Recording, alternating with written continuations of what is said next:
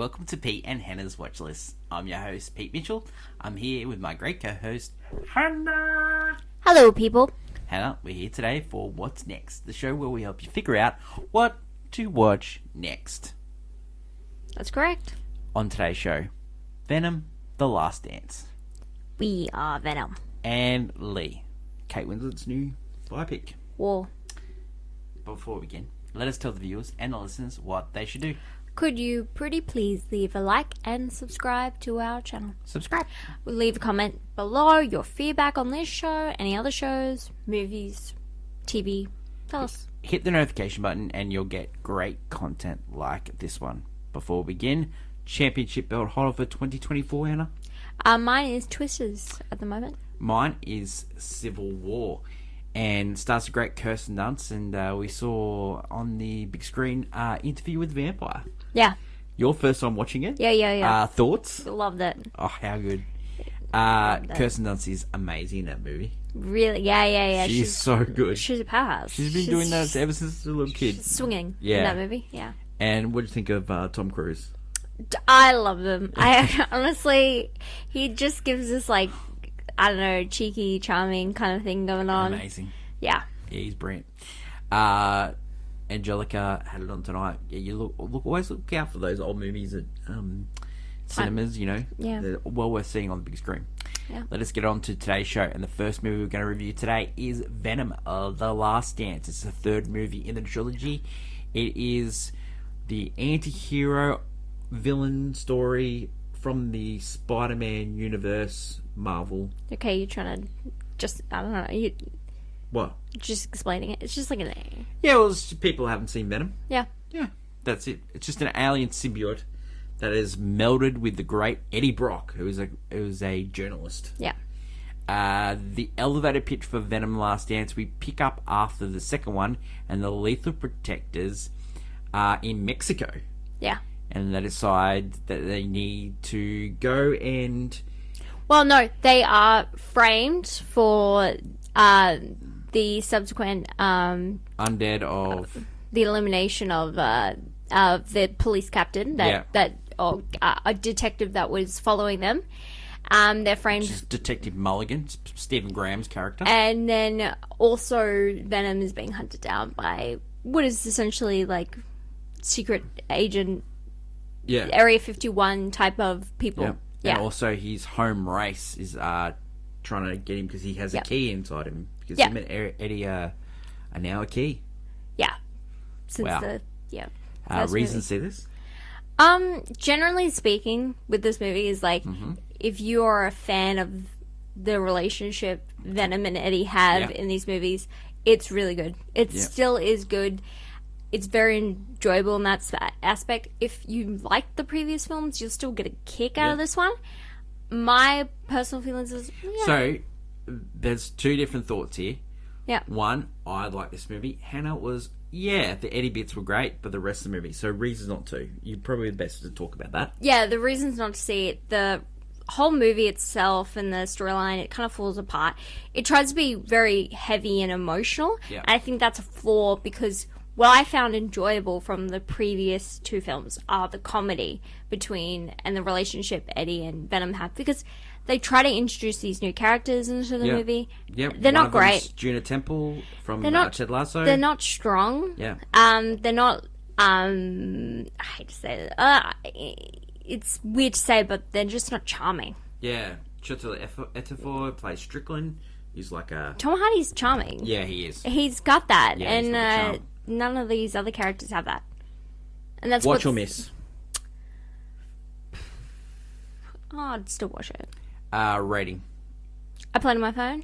I'm going to give it a golf clap, so there's a difference. Venom, The Last Dance is in cinemas. Now, let's talk about it a little bit more. Okay.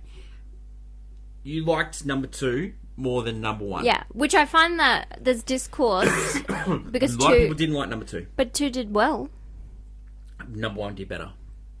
By about 200 million. I will say when number 1 came out, there was a different vibe.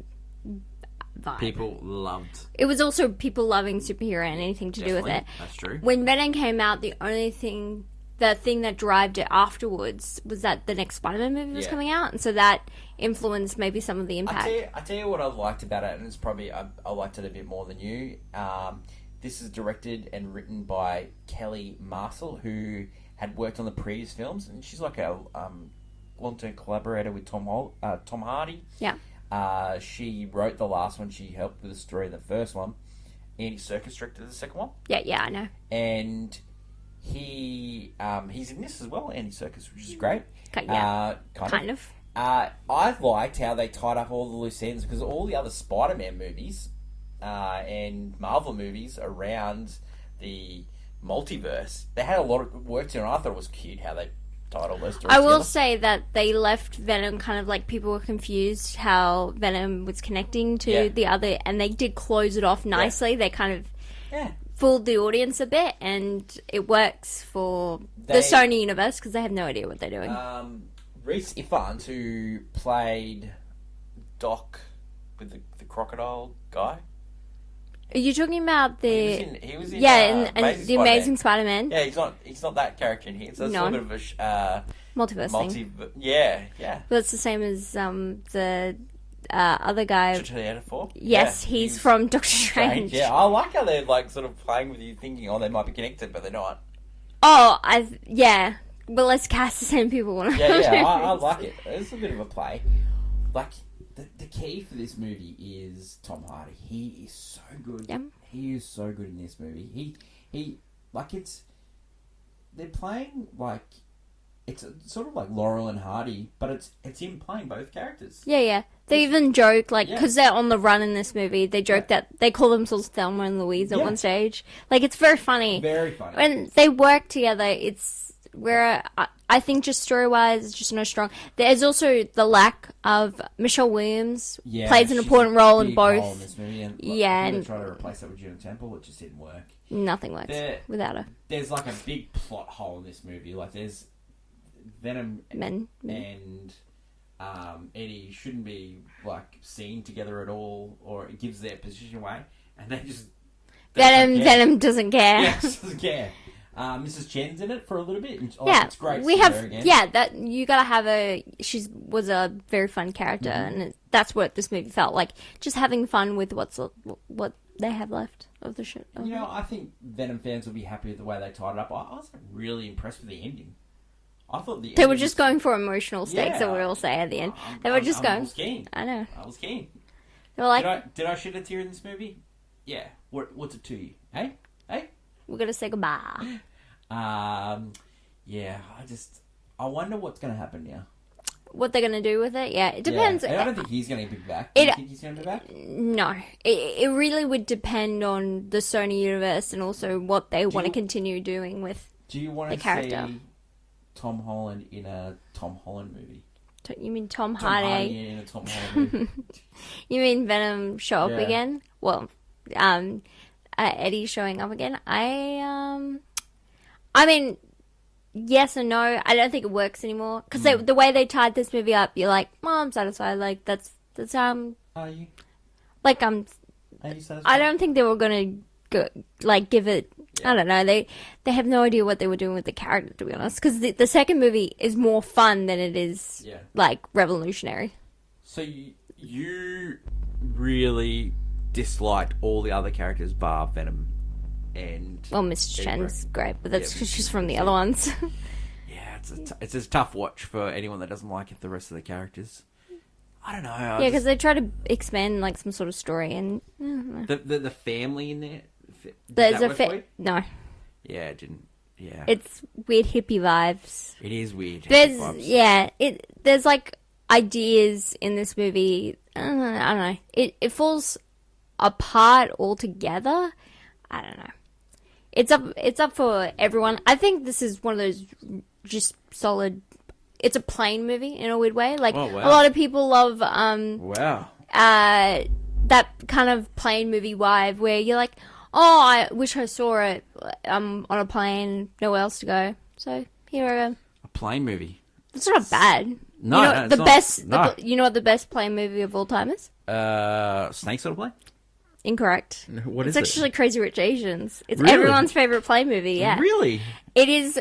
if you're on a plane and you're watching Crazy Rich Asians, I don't know what you're doing with yourself. It is like, you're just like, yeah, it's good. It's a good time. Takes your mind off things. There is nothing. That's what you want. You just want something that is good time, takes your mind off things. Okay, tell us your favorite plane movies, The Crazy Rich Asians. Yeah. Venom, The Last Dance. Hannah has given it I played on my phone, and I'll give it a golf clap. Yep. In cinemas now. Next movie we're going to talk about is Lee. Now, Lee stars the great Kate Winslet, and it's about World War II photographer Lee Miller. Yeah. Now, this movie is a biopic. It is directed by Alan Curas, who has worked with Martin Scorsese, second unit photographer of Killers of the Flower Moon. Also worked on Eternal Sunshine of the Spotless Mind. Cool. So this is her first directing go. Yep. And this is based on biography of Lee Miller. And the elevator pitch, you are a photographer. World War II hits. You don't know what to do. You try and get a role as a photographer. Doesn't work in Britain, so you go to your native home of America and become a World War II correspondent. And you meet up with Sandberg. Andy Sandberg plays Davey Sherman, yeah. And you take some of the most famous pictures from World War II. Yeah. Reasons to see this.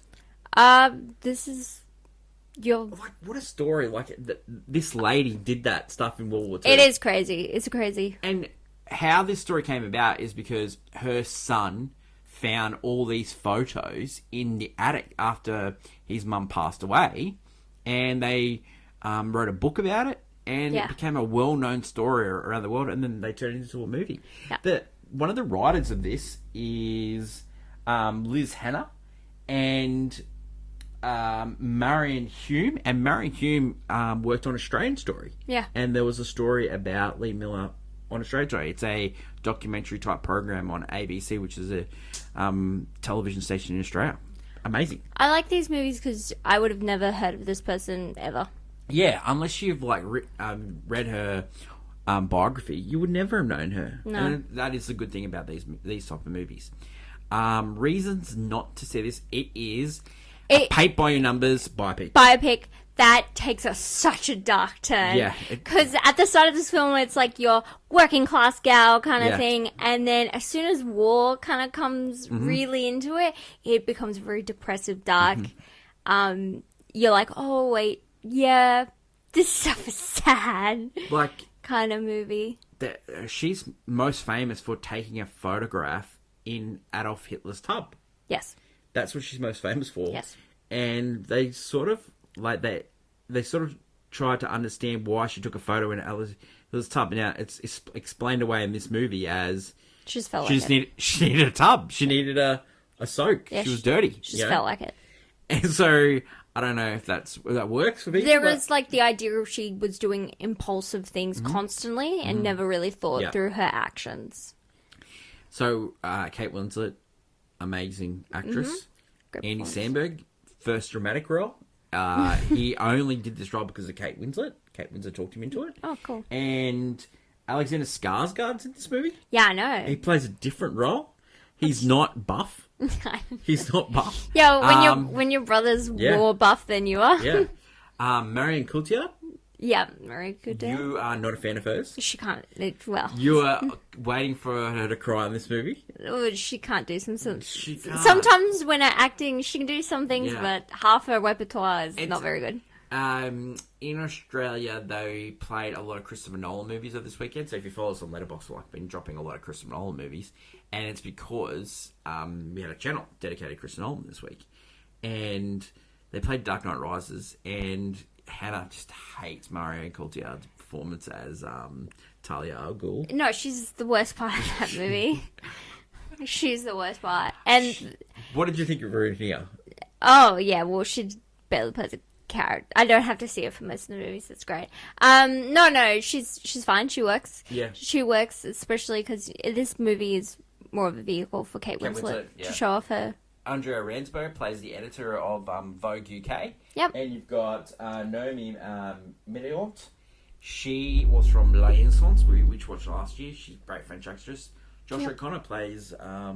the Sun reporter kind of thing. Reporter. Yeah. Yeah. What do you think of Josh O'Connor? Yeah, he was... You know, it was like you watch Challenges earlier this year, and both him and Mike Faust both played journalists. Yeah, journalists. Don't you think it's like... I think he's way overqualified to do this role.